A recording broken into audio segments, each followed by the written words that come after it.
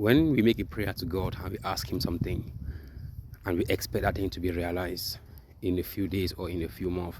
For an example, let's say you have asked God to give you a business, maybe a retiring business or maybe real estate business.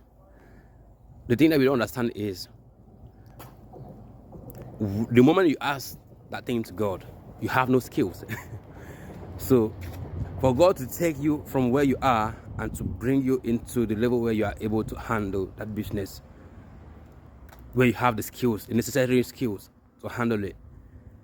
For some people, it might take a couple of weeks. Some people, a couple of months. Some people, a couple of years. Some people, I don't know. Depend of how far God wants to take you and how willing you are to invest into that business. Now, check these people of God.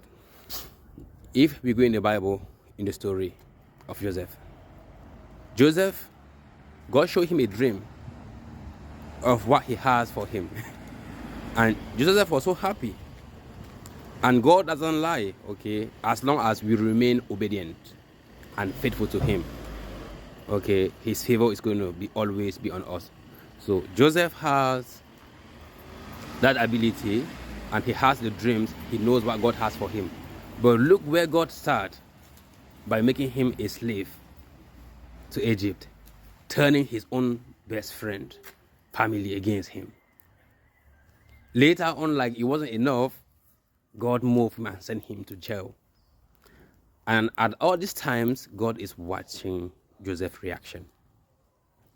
See, God is looking at Joseph. What is he going to do? Is he going to reject me? Is he going to curse me? And in the process, he's training Joseph through Potiphar's house, all those stuff, how to manage business, how to run business. He used Potiphar's house to teach Joseph things in the jail, interpretation of dreams, all those stuff. Guess what, people of God? 10 years later, that's where Joseph was made governor of Egypt. I believe it's even more than 10 years.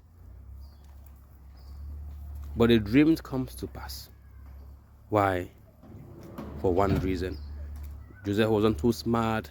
He wasn't too, the only thing that he knew was remain obedient and faithful to God and move according to God's will.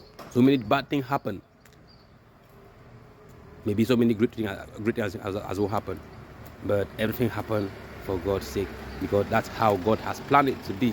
And that's how God make Joseph's story. That's how God write Joseph's story.